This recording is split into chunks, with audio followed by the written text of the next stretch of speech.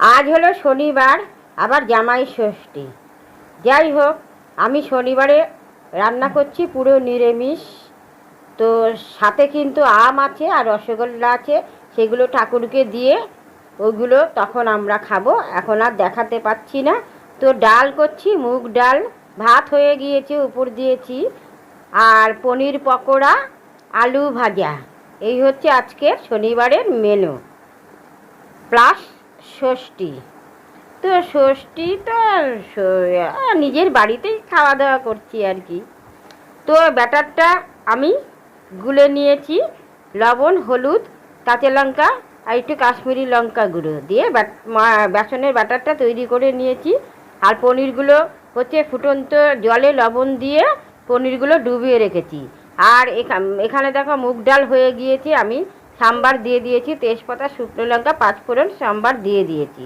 তো এবার আমি তারপরে আলু ভাজেছি, আলু ভাজাগুলো হয়ে গিয়েছে।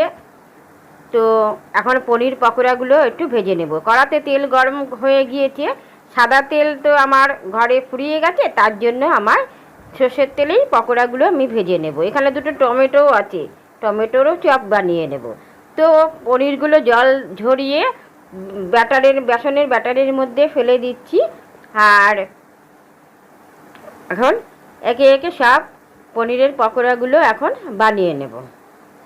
হালকা হাতে আমি মেখে নিচ্ছি, হালকা হাতে মেখে নিচ্ছি আমি। তো মাখার পরে আমি একে একে সব পনির পকোড়াগুলো আমি তৈরি করে নিয়েছি। তো পনির পকোড়াগুলো আমার ভাজা হয়ে গিয়েছে। তো এখানে ভাত, তাহলে পনির পকোড়া, মুগ ডাল, আলু ভাজা, আর সাথে হচ্ছে আম আর রসগোল্লা। তো আমার গোপু সোনাকে আমি দিয়েছি, আমার ঠাকুরকে আমি দিয়েছি, রসগোল্লা দিয়েছি। সেটা আর এখানে দেইনি এখনও। রান্না বান্না সেরে চান টান করে আমি ঠাকুরকে রসগোল্লা দিয়ে পুজো দেব।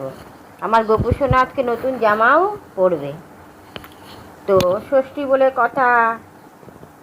তো সেখানে তো ওগুলো আর আমি এখানে এখন দেখাতে পাচ্ছি না।